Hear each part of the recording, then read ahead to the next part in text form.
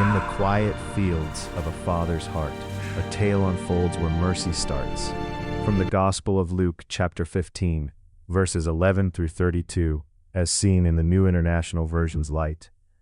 There was a man who had 2 sons. The younger one said to his father, "Father, give me my share of the estate." So he divided his property between them.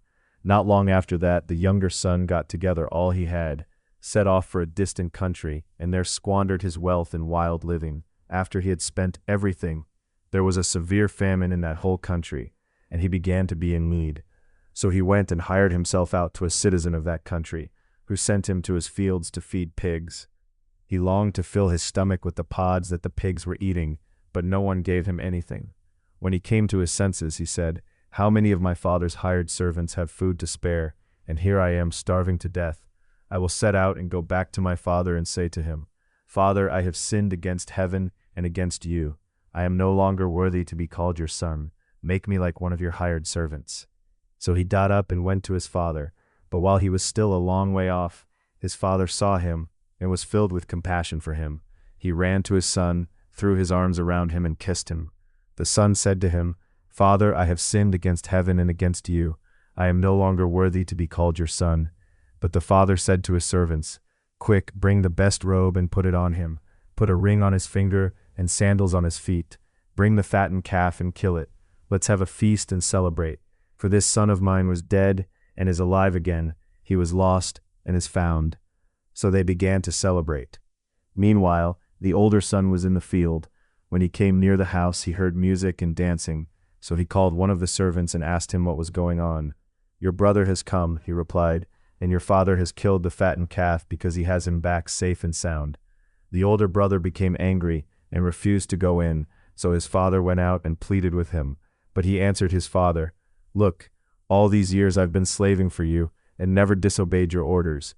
Yet you never gave me even a young goat so I could celebrate with my friends. But when this son of yours who has squandered your property with prostitutes comes home, you kill the fattened calf for him.' 'My son,' the father said, 'you are always with me, and everything I have is yours. But we had to celebrate and be glad, because this brother of yours was dead and is alive again. He was lost and is found.' Oh, brothers and sisters, hear this rhyme of redemption's call, a son who wandered, chasing shadows tall, through valleys of vice, where freedom turned to chains. He hit the dirt, tasted famine's bitter pains. But in that pig pen low, a spark ignited true, a humble turning, a path back to what's due. The Father waits not with wrath's heavy rod, but arms wide open, running forth from sod. No lectures long, no grudges held in store, just robes of grace, a feast forevermore.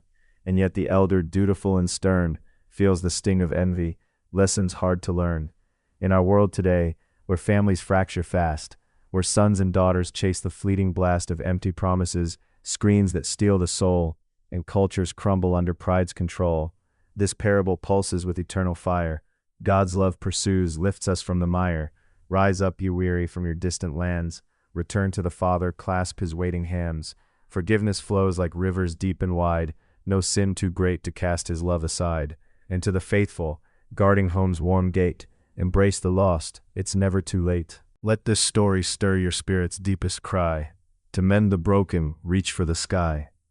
In homes divided, nations torn apart, grace is the bridge to heal the heart. Stand firm in faith, let mercy be your song, for in God's kingdom the lost belong. Amen, and let this truth ignite your way.